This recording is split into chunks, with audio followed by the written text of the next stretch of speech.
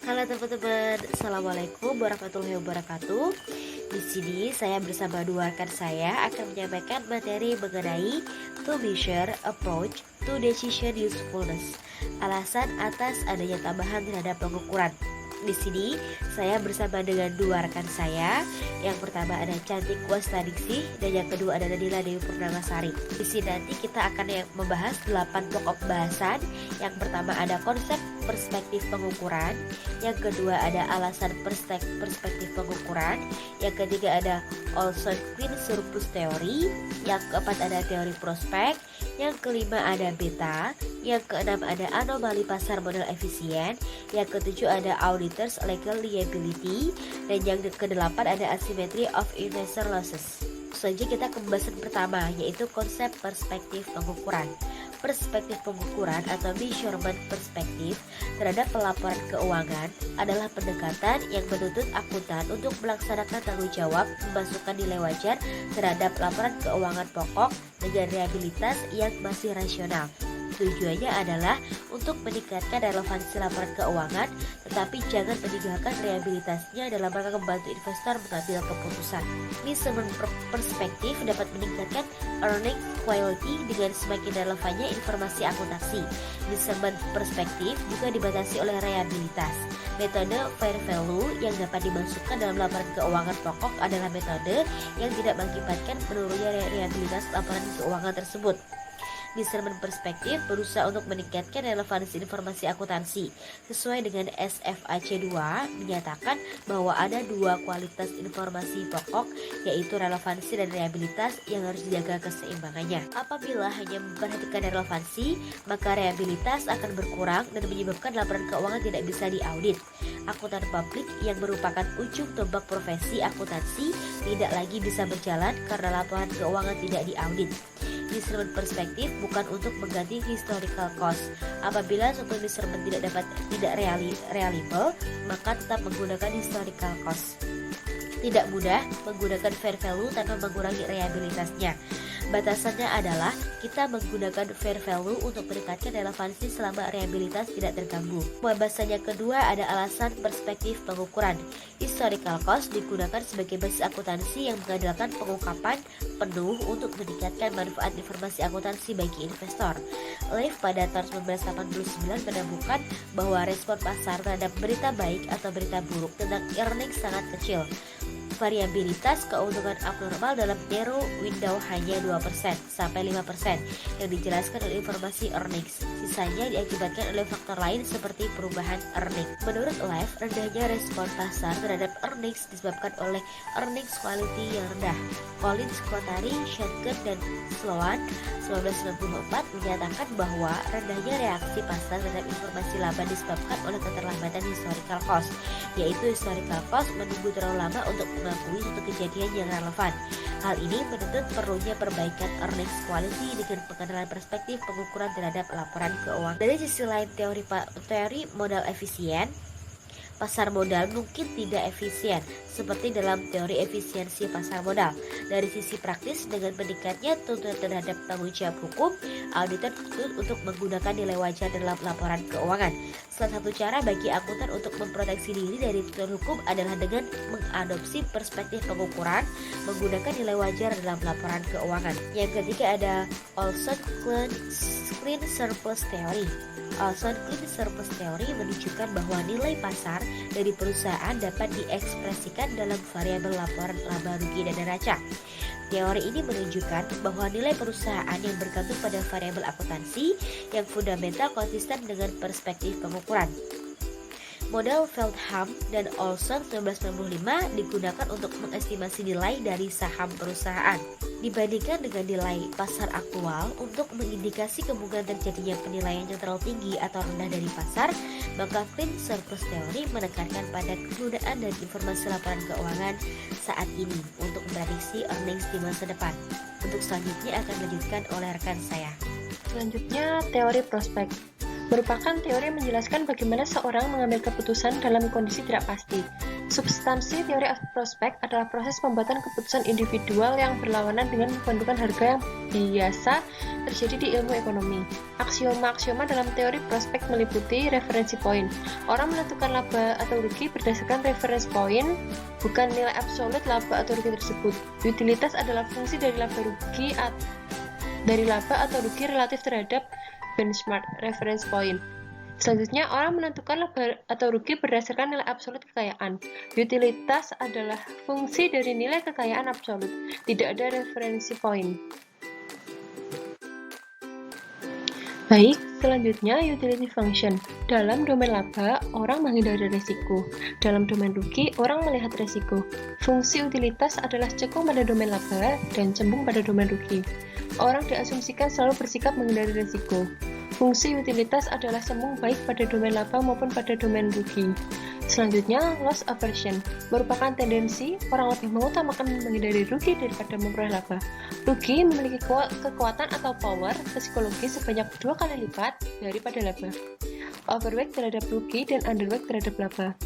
Berubah 1% dari 2% ke 3%.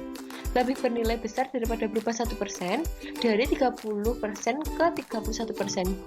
Selanjutnya, laba atau rugi tidak dapat didefinisikan karena teori ini tidak memiliki referensi point untuk mengukur laba atau rugi tersebut. Baik, selanjutnya beta. Beta merupakan pengukur volatilitas return suatu sekuritas terhadap return pasar. Beta menggambarkan besarnya perubahan harga suatu saham tertentu dibandingkan dengan perubahan harga pasar. Beta pasar diestimasi dengan menggunakan return historis sekuritas dan pasar. Misalnya, dalam 200 hari untuk return harian. Beta pasar dapat diestimasi dengan CAPM. Beta merupakan konsep yang penting dalam akuntansi keuangan karena beta merupakan pengukur risiko sistematis untuk sekuritas terhadap risiko pasar. Risiko sistematis adalah risiko yang tidak dapat didiversifikasi melalui portofolio. Risiko ini menggambarkan faktor ekonomi secara keseluruhan yang mempengaruhi semua sekuritas yang ada. Apabila fluktuasi return suatu sekuritas mengikuti fluktuasi return pasar, maka beta sekuritas tersebut bernilai 1. Beta bernilai 1 berarti bahwa risiko sistematis suatu saham sama dengan risiko pasar. Seller yang menyatakan bahwa variabilitas harga sekuritas sama dengan variabilitas dividen. Determinan yang menentukan nilai perusahaan adalah dividen masa depan. Selain itu, asumsi bahwa beta konstan juga kurang tepat. Apabila beta konstan satu-satunya yang tidak pasti adalah RMT yang bersifat random. Beta pasar model berkembang perlu disesuaikan karena adanya perdagangan tidak sinkron. Perdagangan tidak sinkron terjadi karena transaksi di pasar jarang terjadi. Beberapa sekuritas tidak mengalami perdagangan beberapa lama. Jika beta tidak bias, maka beta pasar atau rata-rata tertimbang semu beta adalah 1. Apabila rata-rata tertimbang beta tidak 1, maka selisihnya menggambarkan bias dalam beta. Koreksi terhadap beta yang bias dapat dilakukan dengan 3 metode, yaitu metode yang diajukan oleh Scholes dan Williams, Dimson, dan Fowler dan Rourke. Selain beta pasar, ada juga beta lain yang dikenal yaitu beta akuntansi dan beta fundamental. Beta akuntansi dihitung sama dengan beta pasar dengan mengganti data return menjadi data laba. Beta fundamental dihitung dengan berbagai variabel fundamental, seperti pembayaran dividen, pertumbuhan aktiva, manfaat, likuiditas, ukuran aset, dan pendapatan variabilitas. Yang selanjutnya, anomalia pasar modal efisien. Apabila harga tidak bereaksi cepat terhadap informasi baru, tetapi membutuhkan waktu lebih lama, maka keuntungan abnormal dapat terjadi. Efisiensi pasar modal dinyatakan sebagai pasar modal efisien dengan anomali. Hal ini terjadi karena pasar tidak sepenuhnya efisien karena dengan informasi yang diumumkan masih ada abnormal return. Selanjutnya ada G, Auditors Legal Liability. Kemungkinan sumber utama dari penekanan kegunaan perspektif pengukuran berasal dari reaksi atas kegagalan spektakuler perusahaan-perusahaan besar, terutama institusi keuangan. Dengan dasar historical cost, perusahaan yang ada saat ini dengan anggapan bahwa laporan laba rugi dan neraca memperlihatkan bahwa mereka dapat bertahan lama, dapat bangkrut juga besok. Auditor sering kesulitan dalam mempertahankan diri mereka dari tuntutan hukum yang biasanya mengikuti kegagalan bisnis. Salah satu jalan akuntan dan auditor dapat melindungi dirinya dari tekanan ini, yaitu dengan mengadopsi perspektif pengukuran yang lebih, mengenalkan nilai wajar dalam akun-akun. Apakah ancaman tuntutan hukum apabila nilai neraca mengandung kesalahan mempengaruhi kredibilitas pelaporan keuangan? Iya, apabila nilai neraca salah, misalnya dinyatakan terlalu tinggi atau terlalu rendah, maka kredibilitas laporan keuangan berkurang. Apakah dinyatakan terlalu tinggi atau terlalu rendah tergantung pada metode pengukuran yang digunakan. Karena itu, untuk mengurangi tuntutan hukum dan meningkatkan kredibilitas laporan keuangan, akuntan mengambil sebagian tanggung jawab investor dengan menggunakan fair value terhadap laporan keuangan pokok. Berkaitan dengan aktiva, ancaman terhadap tuntutan hukum lebih besar terhadap akuntan apabila neraca dinyatakan terlalu tinggi dibandingkan dinyatakan terlalu rendah. Sebaliknya berlalu bagi pasiva. Selanjutnya H. Asymmetry of investor losses. Berikut ada contoh dari Bill Caustius, seorang investor rasional memiliki investasi pada saham XLTD dengan nilai pasar saat ini sebesar 10.000 US dollar. Dia berencana untuk menggunakan rasa takjub ini untuk hidup selama 2 tahun ke depan. Setelah itu, dia akan lulus dan akan memiliki pekerjaan dengan bayaran tinggi. Oleh karena itu, dia tidak peduli sekarang tentang perencanaan lebih dari 2 tahun. Tujuannya adalah memaksimalkan utilitas totalnya selama periode ini.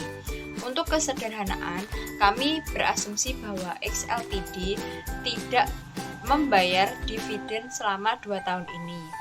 RUU adalah penghindaran resiko dengan utilitas di setiap tahun sama dengan akar kuadrat dari jumlah yang ia habiskan di tahun ini. Hal ini mudah untuk melihat bahwa utilitas total Bill akan dimaksimalkan jika ia menghabiskan jumlah yang sama setiap tahunnya. Dengan demikian, dia menjual 55.000 dari sahamnya sekarang dan berencana untuk menjual sisa 5.000 US dollar pada awal tahun kedua. Namun, misalkan pada awal tahun pertama aset XLTD tertentu telah jatuh nilainya. Kerugiannya belum direalisasi dan auditor XLTD gagal mengetahuinya. Akibatnya, kerugian tetap ada sebagai informasi dari dalam dan nilai pasar dari saham Bill yang tidak terjual tetap sebesar 5.000 US dollar. Kerugian tersebut terwujud pada tahun ke-1 dan sisa saham Bill bernilai 3.000 US dollar pada akhir tahun. Selanjutnya, menghitung utilitas Bill untuk 2 tahun dievaluasi pada akhir tahun pertama. EU kuadrat atau overstatement sama dengan akar 5.000 ditambah akar 3.000 sama dengan 70,71 ditambah 54,77. Hasilnya 125,48. Di mana EUA menunjukkan utilitas benarnya Bill menjadi utilitas dari 5.000 US dollar yang dihabiskannya di tahun pertama ditambah dengan utilitas yang akan datang di tahun kedua dari penjualan sahamnya seharga 3.000 US dollar. Jika Bill di awal tahun pertama bahwa kekayaannya hanya 8.000 US dollar, dia akan berencana untuk menghabiskan 4.000 US dollar setiap tahunnya. Utilitas yang diharapkannya adalah EU atau overstatement sama dengan akar 4.000 ditambah akar 4.000 sama dengan 63,25 ditambah 63,25. Hasilnya 126,50. Di mana EU menunjukkan utilitas Bill jika dia mengetahui nilai tertinggi dari sahamnya.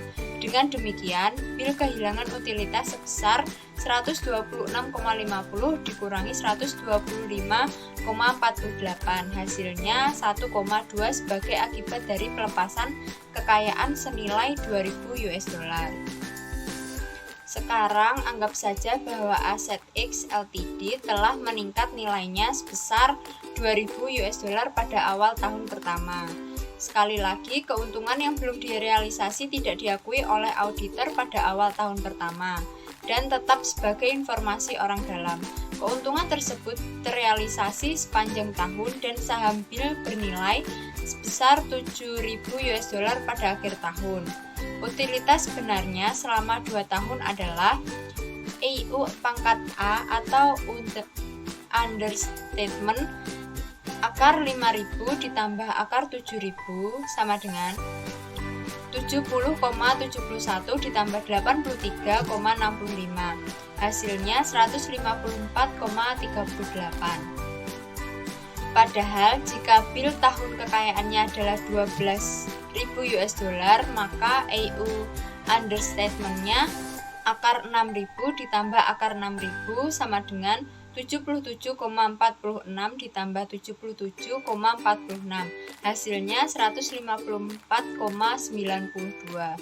Dengan demikian, BIL kehilangan utilitas 154,92 dikurangi 154,38 sama dengan 0,54 sebagai hasil dari meremehkan kekayaan pembukaan.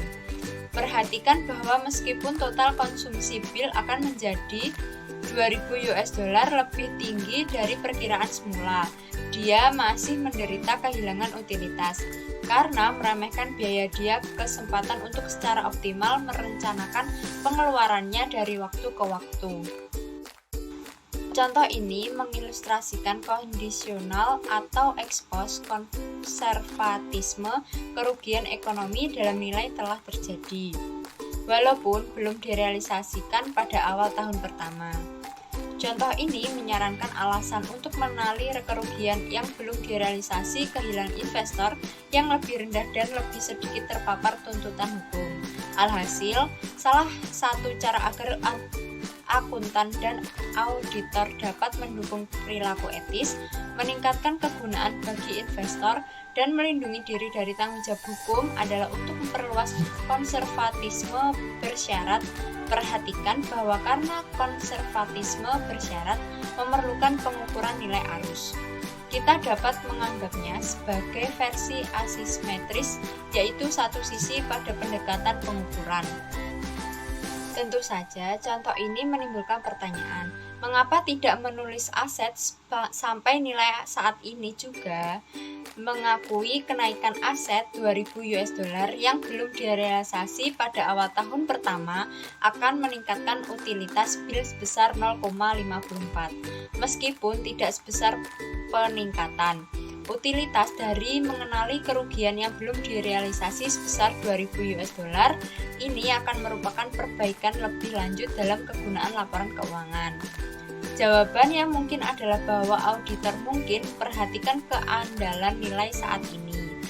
Peningkatan kegunaan dan penurunan eksposur hukum dari aset penulisan turun mungkin cukup tinggi untuk lebih besar daripada masalah keandalan.